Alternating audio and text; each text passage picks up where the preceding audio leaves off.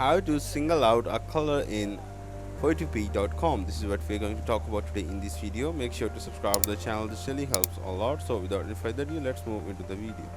Now first of all, you have to go and search for the wand tool.